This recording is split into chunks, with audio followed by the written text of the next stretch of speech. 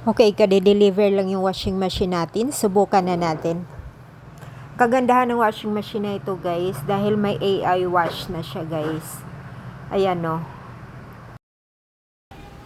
Open natin to. Ganyan siya.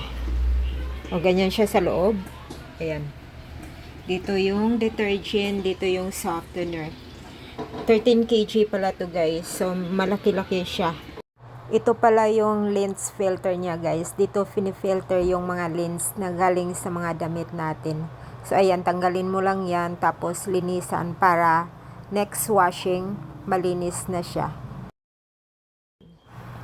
Tanggalin muna natin yung mga plastic, guys. May mga plastic pa siya dahil kadi-deliver lang kasi nito, kaya ayan. May mga nakalagay pang mga plastic. So, kailangan tanggalin natin bago natin umpisahang gamitin.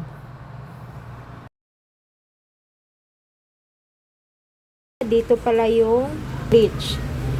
Ilagay mo dito yung bleach. Ang daming nakadikit na ano.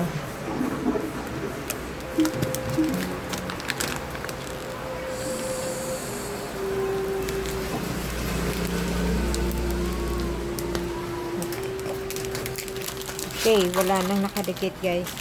So, ayan, i-start na natin, guys. Ludan na natin.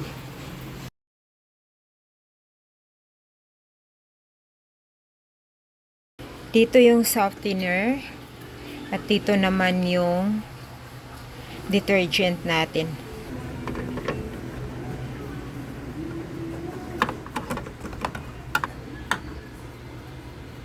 Tapos yung softener natin, kalahati lang nilalagay ko, guys, dahil optional lang naman to eh.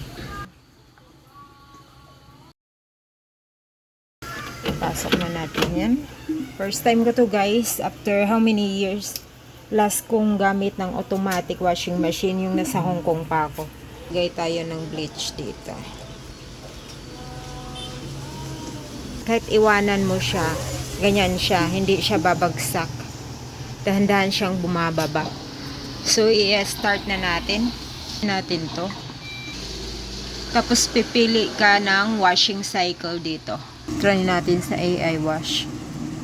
Tapos, lang tayo ng water level. Tapos, 2 times natin siyang i-rinse. Start na natin. So, ayan na, guys, working na siya. Balikan na lang natin siya maya-maya. Matatapos na yang mag-isa siya. Para isampay na natin maya-maya. So, thank you for watching. I hope you enjoy my video. Bye!